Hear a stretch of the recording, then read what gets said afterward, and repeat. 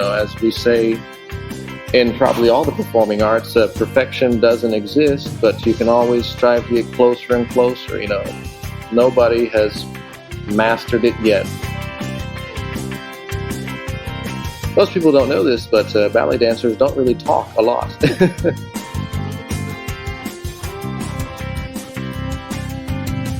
Whenever somebody applauds one of my students, I know they're applauding a little bit for me too. Hello and welcome to the Theatre Art Life podcast, sponsored by Harlequin Floors, the world leader in floors, stage systems and studio equipment for the performing arts. Our podcast puts the spotlight on those who create live entertainment around the world, the culture creators, the backstage masters. My name is Anna Robb. And my name is Ana Aguilera. Born in Jacksonville, Florida, Tim began his classical ballet training at the age of 12 with former Cuban ballerina Dulce Anaya. He graduated high school at the Harid Conservatory, a Russian ballet school in the United States, in 2005. After graduation, he was invited to join the Houston Ballet. In 2007, he joined the Goh Ballet in Vancouver, British Columbia, where he performed several roles in various ballets such as the Nutcracker, Corsaire, Napoli, and Don Quixote. It was in 2008 that he decided to settle in Montreal to join the ballet Eddy Toussaint de Montréal as a principal dancer of the company. In 2010, Tim won the gold medal at the International Ballet Competition held in Sibiu, Romania, for Best Couple with his partner Klara Houdet. At the same time, he added to his credit several performances of the repertoire of Mr. Eddy Toussaint, such as Un Simple Moment, Souvenances, Bonjour, Brel, and L'Irréparable Saint-Georges, winner of the prize of the president during the competition in Sibiu. Sometime later, he became the ballet master for the professional company as well as the École de Danse Eddy Toussaint, and he is now the artistic director of the company. Hi, welcome to the show. Thank you. Pleasure to be here. You have a very intimidating resume there, Timothy. I mean, where do we start? I'd love you to tell us how you grew up and got into ballet. You started dancing at 12, but how did that happen? Well, it's kind of just like a coincidence and kind of spur of the moment, the way it took place. Actually, my mother was a single parent, and she was the parent of 3 children. And it was just by chance that I went to a school that they had different divisions of performing arts. And when we were in elementary school, my brother and sister and myself, we all did different art forms. We had like little lessons of instrumental music, vocal music, visual art, dance, many types. And after that, as happens in the United States, you have elementary school, middle school, and then high school. Well, when we got into middle school, you had to choose of one of those disciplines. And, being the kind of low maintenance person that I think I still am today, I like to always find the solution to something, but to make life a little bit easier for myself and easier for others. But getting back to that, I decided to do the one that didn't require any paper homework, and that was in dance. And I don't think the passion was there right away. I think it was just something that I was looking for myself. I had played sports like baseball and basketball, and I can't say that I was going to be number one on the team. I think I got benched a whole lot. So I think I was searching a little bit for identity. And, when you're a boy in ballet and you're growing up, you don't really have much competition. And sometimes you might be the only boy in the group or in the school. Wasn't always the case, but when that's the scenario, sometimes you're center stage just because you're a boy. So already you had some value. And I think after that, maybe throughout the years, the passion grew. I was also kind of a little bit lucky to have an uncle who is actually a professional pianist, and he plays for churches. He plays for ballet lessons too, and that was just a coincidence that my first real intensive workshop that took place over the summers was at a ballet school that he had played the piano for, and that's really just a small world coincidence that's orchestrated by the divine. So Wow. I would say that growing up doing ballet, it's kind of atypical a little bit of my story because I think a little bit for people, boys doing ballet in North America, they may have grown up with a lot of ridicule in the sense because they may feel that it's a feminine art form, which actually ballet was started by men and it was only danced by men for a long time until, much like theater, until women had equal rights. And then now it had taken a little bit of a turn towards a feminine art form. But I would say that I was quite lucky because I had always grown around other artists. So even when I was at a performing arts school, you had many people who were in the performing arts. So I was around instrumentalists, I was around thespians, I was around vocal singers, visual artists, cinematographers. And I think everybody in that domain of performing arts or the fine arts kind of treated me a little bit as an equal. I wouldn't say that this is always the case with many other boys who grow up doing ballet. I think they may have had a harder time than I did, but it was a fun ride in my youth. I felt like I was really part of something special, something that was maybe a sport in itself, and I think it is a sport in itself. And I think it's changing over the years right now that ballet is becoming a little bit more for boys as well. I think the fact that you have these shows on TV, like So You Think You Can Dance, and we have something in Quebec called Révolution Danse, and that's also something that you see a lot more people going into the domain of dance, and you see more parents being more comprehensive of it as well. So. What was the point in when you realized, okay, I can make a career out of this? I would say the point is when I thought I could make a career, I was probably 15 or 16, and I just developed myself so much because I always wanted to work for perfection. And the fact that I wanted to be the best I could be, and I figured that this was going to be something that I wanted to do, just to be on stage.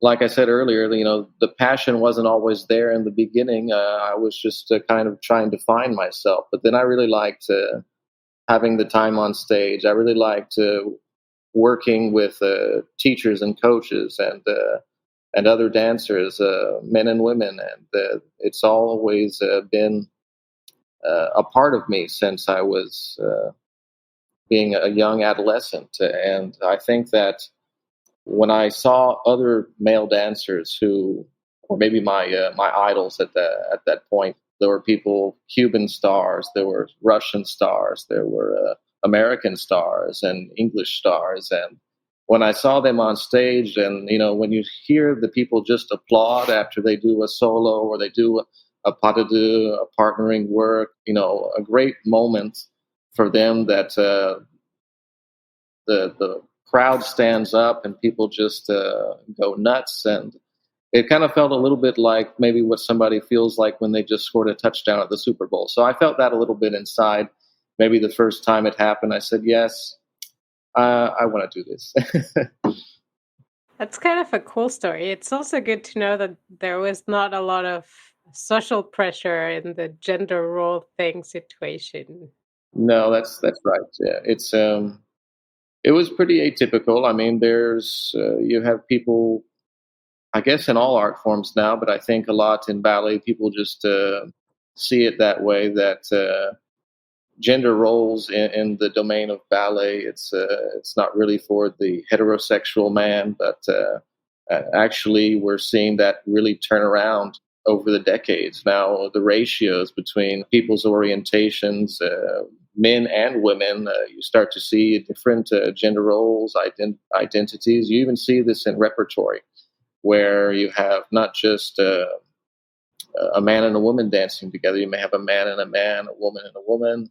Sometimes this relationship that you would see them on stage, you may want to beg the question, are they brothers? Are they friends? Are they more? Are they... or sometimes it'll be for the women a little bit the same scenario. But I think it's really integrating into more open direction, and I think that's what's inviting more people into the domain of dance too. So you see that as part of the evolution over recent years. And is there anything else that sort of evolved with the discipline of ballet over recent years with regards to, who's involved, how it's performed, how it's perceived? For sure, portrayals, interpretations. I think every generation has built upon the next one. We were much better dancers today than were in the 1970s, 80s, 90s, and 2000s. I have to say the younger generations are doing stuff that we weren't doing at that time, steps that didn't exist. And I don't think that, you may have some teachers that I have met over the years, and they may have said that, well, it was better in my day. And I don't agree with that at all. Right now, we have better dancers who are better than maybe famous people who were very famous back in the time, Rudolf Nureyev and Mikhail Baryshnikov. We have many more dancers like that today, and a lot better. So not only with the technique, you also have more creativity going on. Many people are now becoming creative in choreography themselves. You also have a lot more people who are taking up direction, a little bit like myself. I was appointed to be artistic director just this past October, and it was a little bit nervous. It happened in a gala benefit, and it was at the end of the event that I was named artistic director. When people do this, kind of the game changes a little bit, so you start to see a lot more broader aspect of the field. But getting back to the evolution, I would say that you have a lot more intelligence and education today than we had, based on injury prevention, based on how you execute a step. You can almost find little nuances to make a step look a little bit better. And, as we say in probably all the performing arts, perfection doesn't exist, but you can always strive to get closer and closer. Nobody has mastered it yet. And even probably the best dancer in the world, they're still fighting to become better and better and better. That sounds very exciting and promising for a discipline that it's so old, but also that if you go out in the streets, and as you said, hopefully there is a shift in the perception, but people would say, well, ballet is old school and it's just, pink and tutus and and that's it. If they only knew. But also too, I think, ballet is such a great foundation for all other forms of dance, right? And so the discipline and the technique can be seen. If you've trained in ballet, you can see it in people in their other forms of dance too, because of the way that they hold themselves. And I think it's such a great foundation for anyone who wants to dance. It's got to be part of their training. It is the basis of all forms of dance, ballet, and you see this not just in dance. And what I mean by that is you have this as a use of therapy. People are now using ballet as therapy for injury prevention, basically just getting into workout to become fit. I even know there's a military unit in Asia that soldiers are now doing ballet to become more agile. But I think that ballet in itself, whether you're in a career to become a dancer like I have, or you are just wanting to do something masterful and having a hard discipline, it gives you a discipline for life. Usually we see people who have done ballet and they work hard and they know the value of hard work and the satisfaction that it brings in transforming one's body and developing different neural connections between hand, foot, eyes, head. How you hold yourself. This is also demonstrated as well, and it's reflected in the domain that they want to do, because I often see that people who do ballet are just high performers in all aspects. Whether I have a few colleagues who are international stars today, I have other classmates who I graduated with who are directors like myself and dance. I have other people who were my classmates and they just decided to retire from dancing and follow something else, like the field of medicine and law. And the fact that they're doing that, I see them because now we have this wonderful tool called Facebook where you can always follow people and where they are. And I know that the people who were my classmates and doing ballet, they're succeeding. in all the aspects of life, because it gave them a discipline and a foundation early on in their life that they can obviously reflect it anywhere. That's very interesting. You also have a degree in business administration, right? And so I imagine you can see the difference between people who took one or the other path. That's right. Yeah. Well, the business degree, I was thinking about doing a long career in ballet and not doing college, because most of the time we have people who want to be dancers. They don't go to university or college. The reason I did it was because I was kind of like didn't want to wait out a window that was open. I had a window of opportunity where, me being a Florida resident back in the day, I was in Quebec already, but I was still not a permanent resident of Canada yet.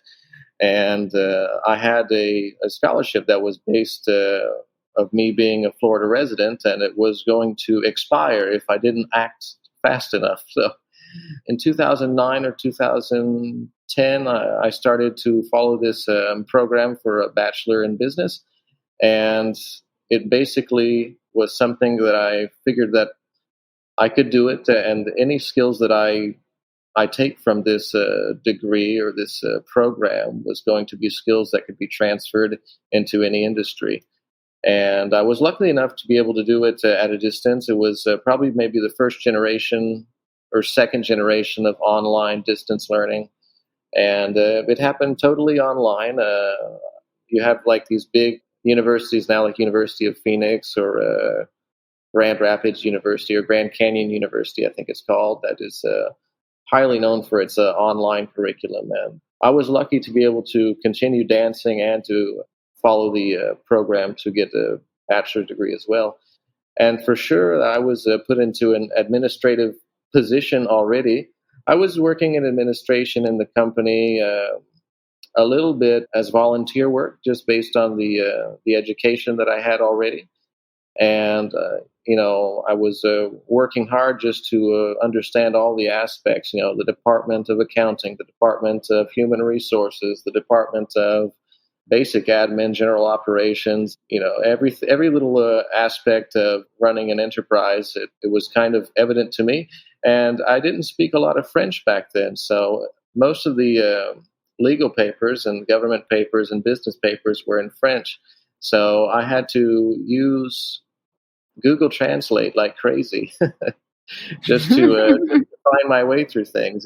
And that's one of the ways I learned French, was basically just by speaking it and reading and Googling things over the course of my task.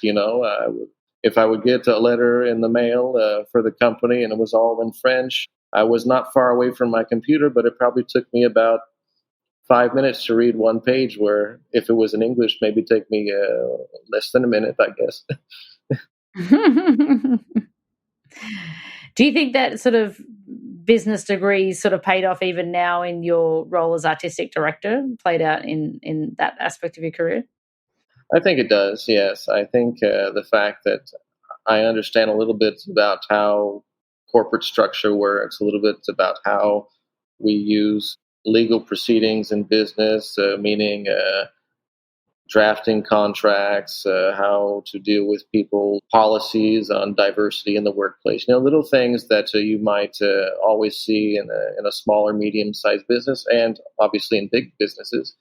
These things were probably very foreign to me before the business degree. And I think that me having this degree and a little bit of exposure to all of these little bits and pieces of what makes up a small and medium-sized business, it definitely helped me a little bit in the artistic directorship as well, because I started to think a little bit more big picture, not always in real time, where often an artist may always be really present in the moment. So I think that has helped me become a little bit more present and to think also short-term and long-term, and developing people skills. I think also that me being a director helped me a little bit with my public speaking skills, because when you're a director, You often have to be in front of the microphone a lot, and most people don't know this, but ballet dancers don't really talk a lot. They're on stage. So I think that's maybe another reason why I think I resonated a lot with ballet, is because I was pretty much introverted as a child, and I think I still am a little bit today, introverted. But as time goes by, you practice and you learn how to deal with people.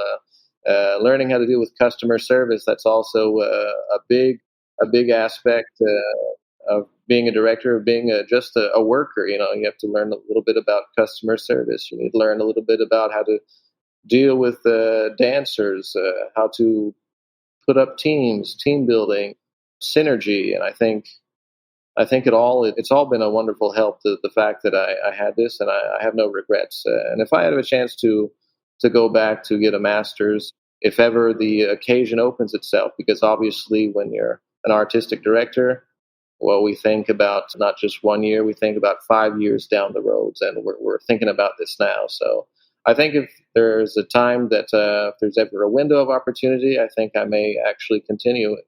But it's definitely been a wonderful benefit to me. So you do an MBA? Is that what you're interested in? Yeah, that's probably where I'm going to go towards. Yeah, an MBA. But there's no rush. That's cool. Yeah. So it's good to keep that learning bug there. That's right. And now a moment for our sponsor. The Theatre Art Life podcast is proud to be sponsored by Harlequin. Harlequin is the world leader in floors, stage systems, and studio equipment for the performing arts. Established in the UK over 40 years ago, Harlequin is the preferred performance floor for the world's most prestigious dance and performing arts companies, theatres, and schools, from the Royal Opera House to the Bolshoi Theatre, the New York City Ballet to the Royal New Zealand Ballet. Harlequin's experience and reputation are founded on the development, manufacture, and supply of a range of high-quality sprung and vinyl floors specifically designed for dance and the performing arts. Backed by an engineering team and independent research, Harlequin also designs, builds, and refurbishes stages, working with stage engineers and theatre consultants in leading venues across the world. Harlequin is the global leader in its field, with offices in Europe, the Americas, and Asia Pacific. Find out more at harlequinfloors.com, HARLEQUIN floors.com. So how would you describe the path of a dancer going from a ballet student to an artistic director of a ballet company? What skills? How does it evolve? Wow. Okay. Well, yeah, there's a certain hierarchy that does exist in ballet companies and in schools. So, when you leave from being a student, obviously, what's the first thing a ballet student wants to do after they graduate from the ballet school? They want to get a job somewhere, and sometimes you're given a position of really entry level. And maybe where you were in the ballet school, you may have been center stage. And then once you get into a professional company, you may be cast aside and put in the background with the corps de ballet somewhere. Everybody's got to rise through the ranks a little bit. And there was one funny story that I had when I was in Houston Ballet. I was very young and I was new. And then we had a chance to take class with the principal dancers and the soloists and the other members of the corps de ballet, and I was new. And what I didn't know is that when you stand at the ballet bar, when we do our warm-up class and the coach is there giving ballet class, we like to get there early enough and find our spot at the bar and do a little warm-up. But what I didn't know at that time, it was kind of funny, is that the principal dancers and the soloists have first pickings at their spot. And sometimes they'll just give you this look saying, you're in my spot. You can't stand there. And I probably did this about 2 times during that day, just trying to find a place, because there's a lot of people. It's a pretty big room, maybe about 60 people in there. And finally, I was just standing and looking right and left and thinking, where am I going to stand? And then I asked somebody, where should I stand? And he says, I don't know. Figure it out. And so, I think that built a little bit of humility in me. If you want to be in the front, or if you want to be at the top, it takes a lot of hard work. It takes the time. It takes the hours. It takes not just working hard, but working smart. And I think maybe one of my strongest assets to me was the fact that I learned choreography and repertoire pretty easily, and I was pretty good to replace people. I was always maybe the person on call if somebody got injured, somebody got sick. A lot of people looked at me saying, "Tim can step in, Tim can do it," and I think that was probably a really valued asset that I had at the time to move up in the ranks. Going to artistic directorship, I think it's just the fact that to take a little bit of interest and to contribute, and that's also the fact because you don't always see dancers becoming artistic directors. Some dancers just want to dance, but if it interests the person, they want to really be in the domain. They have to take a mentorship, and that's what I found with Mr. Eddy Toussaint, who was the founder of the company. And he's been a mentor of mine for a long time, and a lot about working with dancers, a lot about reaching out to people, reaching out to sponsors, financing a project, financing an event. And the fact that the business degree and the logistics of the company and just kind of running things and seeing this machine working and it's thriving and we're getting new students and we see people who are young who are going into the school and they're graduating from the school. It's kind of nostalgic for me because I feel like I see a little bit of me in them, or these are my students too. So, and now they're ready for something else. Now they're ready for something more professional, more advanced, and it's kind of gratifying when you see the fruit of your work, not just the applause on stage, but when you see that you have products too, and that your students or your colleagues are getting applause because of the work you did in coaching them. Whenever somebody applauds one of my students, I know they're applauding a little bit for me too. That's amazing. So how did you end up at Eddy Toussaint's? How did the pathway to ending up there? You were a ballet master there, right? And then moved into artistic directions. Yeah, he actually recruited me as a dancer first. So I was dancing, and I met Eddy Toussaint in Florida when I was going to school in Florida. He was somebody who actually started the Sarasota Ballet of Florida. That's a company still going today. It's probably celebrating its 30th anniversary, I think. But he was also a member of the Art Council in the city of Houston. So when I was in Houston Ballet, he was there as well. And he basically was somebody who already has a big international career for himself. He's won numerous gold medals for his choreographies that he's done in international ballet competitions. One of them is one of the competitions I was at in Romania. And I think that he was just somebody who knew the domain a lot and who had the know-how and the contacts and the fact that he knew the aspects of choreography. And I wanted to not only be his protege in terms of being a better dancer, but also being a coach. And I think he had these intentions for me to be the artistic director as well. Recently, I didn't know this was going to happen until maybe a year ago. Maybe a year ago, and I said, we're getting up to our big season right now. It's a big anniversary for you. And he says, yes, but I think I'm going to throw in the towel. He's going to step aside, and he says, I think I'm going to be looking for somebody to take the place of artistic directorship. And he said, you know who would be a good candidate? I said, I don't know. He said, probably you. So you didn't put your hand up. I didn't really put my hand up, and I said, really? Okay, well, and I think before that, he was probably grooming me for the role of artistic director anyway. He started the company. Well, it was a company that had already existed in the 1980s and was very popular, toured all over the world. And then he just re-erected it in 2009. It was a little bit smaller. Before, it was a company of about about 50 dancers, and then now we're about 10 to 12. It's a little bit smaller, but we do a lot of big projects. We do things internationally too, and we do a lot of things for the community of Quebec as well. And I think that he's really done a lot for Canada, and I find myself blessed to have him as a mentor. And I think that I'm kind of blessed also to have had a lot of masters in my life. A lot of the teachers I've had have been grade A top teachers, and in the Russian ballet schools, in the Cuban schools, and in the Chinese schools. So I was really lucky, I would say, to have gone through this path and meeting these wonderful people along the way.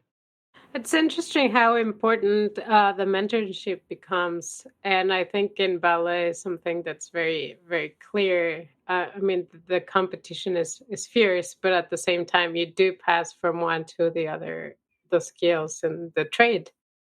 Yeah, that's right. And I think that one has to become a teacher already, because the career of a dancer, it's very short. It's not the same as an instrumental musician or maybe a vocalist or a visual artist who could probably go up and past their 40s and 50s. I would say that after the age of 45, normally most professional dancers kind of throw in the towel. And they may continue to stay in the domain of ballet as a teacher, as a coach. Others do many different things. I know many other dancers who have just gone on to serve in many other ways. But because it's so short, and because you know that you're working a little bit for the company, you're not really just working for yourself. And I think that when a dancer thinks a little bit more about the bigger picture, not just themselves, the performance is better, the team building is better, the respect between colleague, between student, between teacher and coach, it's a lot more healthy. For sure, competition, it does exist. We don't have a lot of issues of unhealthy competition. I think that at least here, and then and many of the companies that I've been and schools that I've been, we don't have a lot of unhealthy competition. I'm not saying it doesn't exist, but I think the fact that when you want to be in the center stage, you do think about yourself and maybe not the other person, but you know, that person may have a talent that you don't have, and you know, you probably want to humble yourself and ask them, how do you do this thing? How can you do these turns so easily? Can you help me with this? And then, you know, when there's that exchange, it fosters a family environment, and it fosters an aspect where people respect you more. And it's not always what the person you're speaking to sees your humility, but everybody else can see it too. You know, they're going to see not everything. How do I phrase this? They're going to not always see the things that you say, but they're going to watch the things that you do. And when they see you trying to do things that not other people mostly would do, they start to respect you for this. And this was something that I had a hard time, which is in my youth, was to ask for help. I always thought I was Superman and could do it all by myself, but no, you know, we're only human, and we're trying to use the gifts that we have, and then try to learn from others as well. I think that's a wonderful philosophy, and like you said, it all stems from this wonderful discipline of ballet, that whole dedication and service to the arts. It's wonderful. But I think also the fact that there are many possibilities when you're young in ballet. I think the aspect of being on stage. I think one of the wonderful highlights of my career was when I was actually at the International Ballet Competition in Romania. And when you're there, you feel like you're at the Olympics, because in a way you are. You are at the Olympics. There's people from many other countries there. And now that we get to the aspect of real fierce competition there, because you're not there to make friends. And I think Eddy Toussaint was our coach when I went there with Klara Houdet, who was from France. She was from the Paris Opera School. And he was a pretty fierce coach at that event because he said to us, you two are here to compete. So once you do the first showcase and then you do round one, if you pass round one, good, go to sleep. Don't go out and have fun and party or visit. We didn't have any visiting time. This was, I think it was one of the downsides of being in competition, but Mr. Toussaint knew what he was doing. So he said, we got past round one. Okay, go to the hotel, relax, get yourself ready for tomorrow. And then round two No happened. fun for you. There was no fun there.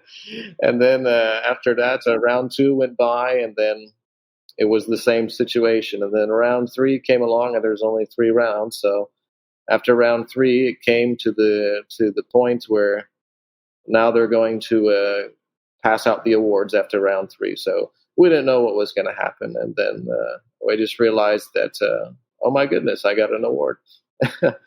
But I think it was something I probably would have wanted to do a little bit more, but I understand why it had to be done, why I had to make that sacrifice. But it was quite a fun event. When you go there and you see the talent that comes from these other countries, especially the Asian countries and the Eastern European countries. It was very strong. And I was a little bit intimidated. I didn't know how well I was going to do. And, after a while, when you go on stage for a performance, not a competition, the pressure, it leaves you a little bit. You get in the habit of going on stage. Probably for somebody who goes on stage for the first time, they're a little bit nervous. They have stage fright, which is probably typical for the young student. But when you have many experiences on stage already, it's kind of like second nature. But the competition was not second nature. I was a little bit nervous. But I just knew that I got to go out there and do what I got to do. And then I'm not going to really worry about other people. If I'm concentrating on other people, I'm not concentrating on the things I have to do. And so that's just what we did. And we came back as a team with a lot of gold medals.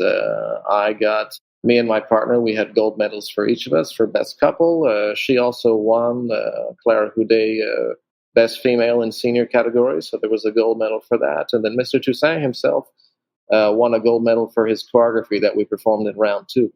And so as a team, I think we kind of busted the bank, I guess. That's amazing. And that's like an amazing memory to cherish and keep there. Oh, yes. I was pretty proud of it. And I think, well, now I'm a little bit too old to be going into competitions. Normally that's for people who are between the age of 18 and 25. And then I was like right at the cusp there. So I was getting too old anyways. But I figured, you might as well do it if it's either now or never. So we went there, and it was a real pleasant surprise. That's amazing. So we always ask our podcast guests these last 2 questions. So I'm going to start with the first one. And what is the most favorite thing about your job that you love? Oh, well, I have a few jobs. So, I mean, as a teacher, as a dancer, and as a director, I guess I'll maybe answer all 3 with 3 of each. I think as a dancer, it's really just doing the roles that I have fun doing. When we get to do these fun ballets like Don Quixote or La Bayadere, the roles that I have fun with, and it's very athletic. I feel like, when I'm on stage, I feel I'm a lot younger. I'm pretty old now, but I feel a lot younger. I feel like a teenager again. So, it was a lot easier when I was a teenager to do some of the things I'm doing now, but it was easier then.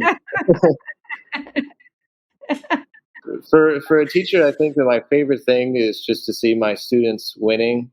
They're getting the awards. They're passing the ballet exams, and then they're just moving up. It's almost like a parent seeing their own child grow up. And then as a director, I would say it's also seeing the expansion of the company. It's also me seeing that I'm helping other people to provide a service and a sense of culture to the community. So, and just putting aside that I'm the director, it's not really something personal. It's really what I think that I can do at this position. So it's not really the name or the post. It's really what can I contribute and what can I produce here? So that's really the fun part. When you get to see the results of your hard efforts, that's really the thing that I think everybody enjoys. And if you could change anything about either your job or how the industry or how the ballet world works, what would you change? If I could change anything, I think I would change the fact that I think there's a lot of conformity in some companies around the world. I'll give you an example. In many European countries, you have a company that's mainly tall people. Like if you're not a certain height, and you could be one of the best athletes and dancers in the world, and if you don't conform to their height requirements, you're out. But I think there are also companies that is mainly short people, and so you kind of work with those. But I really like the companies that give a certain diversity to people in terms of height requirements, in terms of body shape, in terms when I say body shape, there are standards like you need to have a certain physique, like and a certain athleticism. I mean, we cannot just let anybody go into the art form like that. But I think it should be about the talent that people have, and not just how they were born. Like if somebody was born short, they missed out on opportunity. Maybe in certain companies doesn't work for them, but it probably will work for them in other companies. And I think that just if they have these open windows of opportunities where they can thrive as a dancer, I think that would really help out people a lot more. And I think the fact that also if people really knew what ballet is really like, and maybe don't just see it in terms of pink tutus and women dancing with their arms in the air and on the toes. I think if people understood a little bit more of what the male ballet dancer does, I think you'll see more people being open to it. You'll see a lot more men in ballet, a lot more women in ballet too, probably just because of that. And I think that a lot of people would just be a lot more happy. Families would be happier. People would foster more friendships together. And I think that it's just learning a little bit about what it is, just to be educated on it. And if we could get the word out a little bit more, I think that would really enlighten people. That's wonderful. Timothy, thank you so much for your time with Theatre Art Life today. We really appreciate you coming to speak with us, and I've so enjoyed hearing about your life and your career. Thank you. Oh, it's my pleasure. It was a really fun conversation with you too. I loved it. Theatre Art Life is a global media site for entertainment. Memberships start at only $38 per year. You can have unlimited access to our daily published articles, including entertainment news and the writings of active industry professionals, ensuring that you are always up to date on the global happenings in the world of entertainment. Become a part of the international entertainment community and join us now at www.theatreartlife.com.